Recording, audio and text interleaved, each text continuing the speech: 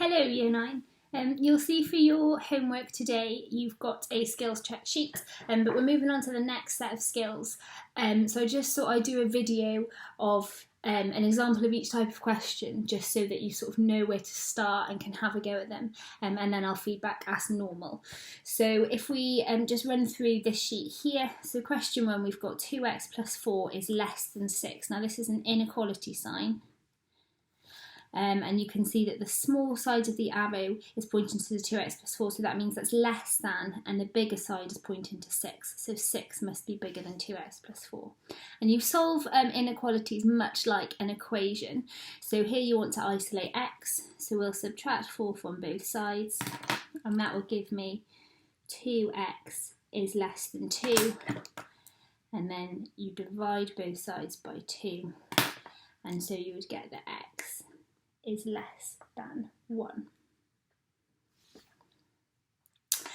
So question 2 is very similar, but here you've got x's on both sides, so you want to subtract the smallest value of x, which is the 3x, and then you're left with x plus 3 is bigger than 7. And so you'll then subtract 3 from both sides,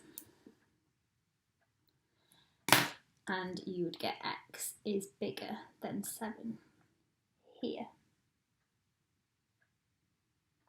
No, you wouldn't. You would get x is bigger than 4. Apologies, I didn't subtract the 3, so x is bigger than 4.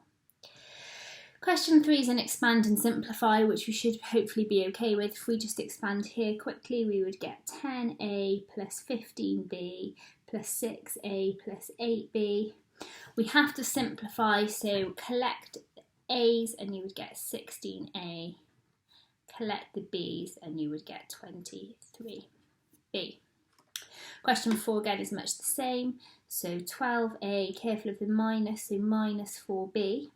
Here, because there's a minus outside, that means we're taking away everything inside the bracket, so that's minus 15a minus 25b. And then again, collect in terms, 12a minus 15a is negative 3a, minus 4b minus 25b is going to get us to minus 29b. Question 5's fractions, which we've already looked at quite recently. Here you want to first of all convert to improper fractions, so that means that here you would get 32 over 9 and you are taking away 3 over 2, and then don't forget you want your common denominator, which in this case is going to be 18, so that means you've got 64 over 18, take away 27 over 18, leaving you with a final answer of 37 over 18, which you could then convert to a mixed number as 2 and 1 over 18. Question 2 again converts it in improper fraction, so you would get 13 over 4 times 2 over 3, and you just times the top and times the bottom to get 26 over 12. And again, you could write that as a mixed number, which would be 2 and 2/12, which simplifies to 2 and 1/6. Question 7 and 8 we had a look at the start of the year with times in decimals. Here I would say complete the calculation 27 times 31 first of all, and if you do that you would get 837. Now to get to 27 and 31 you have moved your decimal point in total in the whole question twice. So that means that from 837 you need to move your decimal point 2 places back in, so your final answer to 2.7 times 3.1 is going to be 8.37 because you've moved your decimal point 2 points along like so.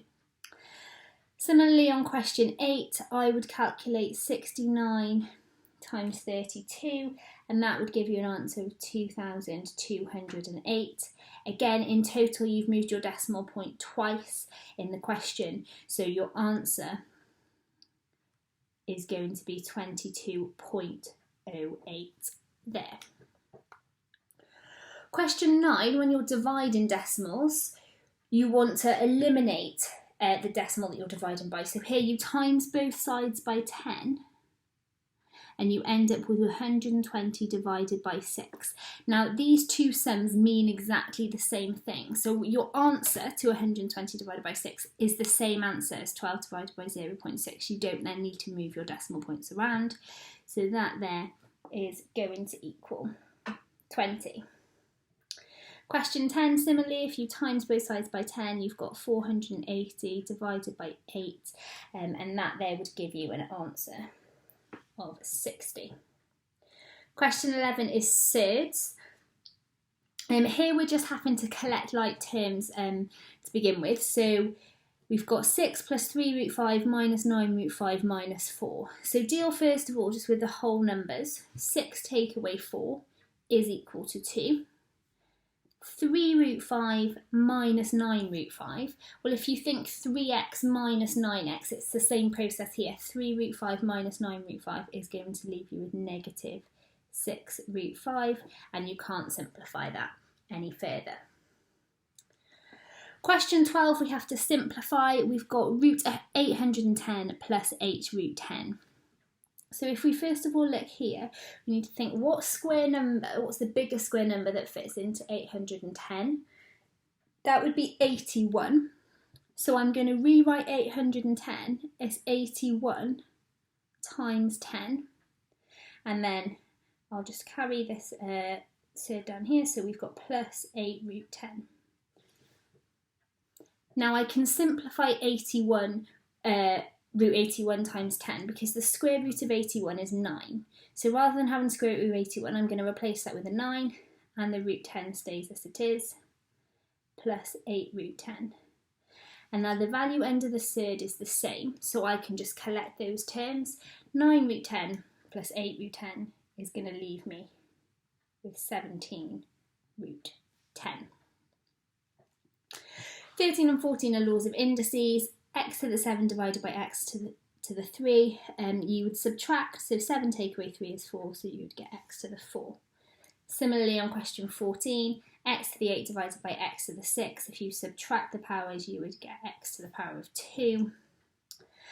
Question 15 and 16, we've got measurements squared. Now here I would suggest if you think of a square, if each side is 1 centimetre, then each side is also 10 millimetres. So if each side was 1 centimetre, if I label these ones here, this square is 1 centimetre squared, but 10 millimetres times 10 millimetres is 100 millimetres squared. So 1 centimetre squared is equal to 100 millimetres squared, which means that 8.5 centimetres squared is going to equal 850 millimetres squared.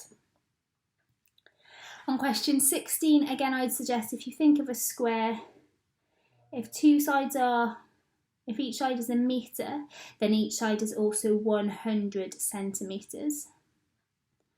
So 1 metre squared is equal to 10,000 centimetres squared.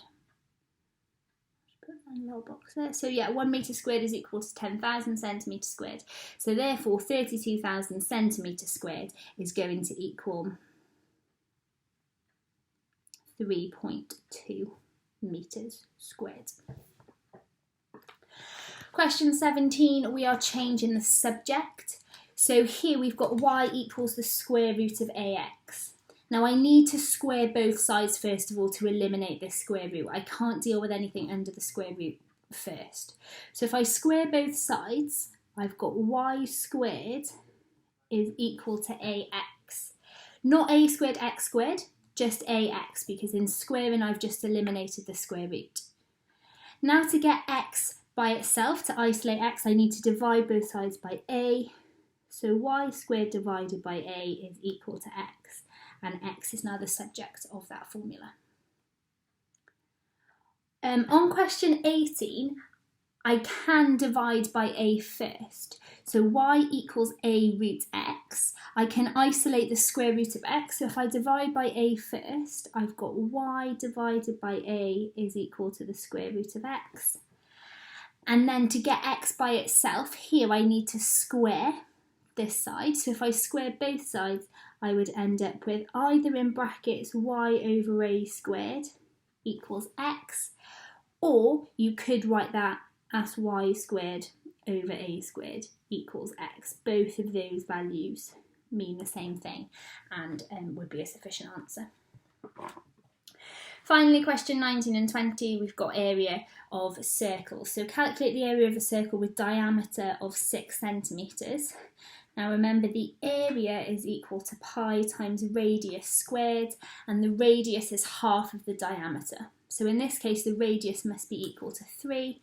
So the area is equal to pi times 3 squared, which is equal to 9 pi. And I don't need to give an actual answer. I can do all of this sheet without a calculator because it says leave your answer in terms of pi. And so I can leave it like so.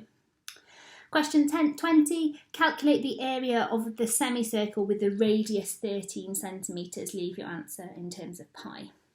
Now, because it's a semicircle, we can find the area of a whole circle and then just half it.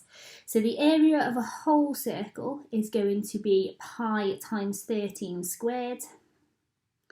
Because it's a semicircle, I could then just divide it by 2. So that's going to give me 169 pi divided by 2, which you could leave as a fraction, or you could simplify that if you wanted to 84.5 pi. And both of those values there would be fine. So hopefully that's helpful for you before you have a go at your skills check, and then submit that as normal, and I'll feedback tomorrow.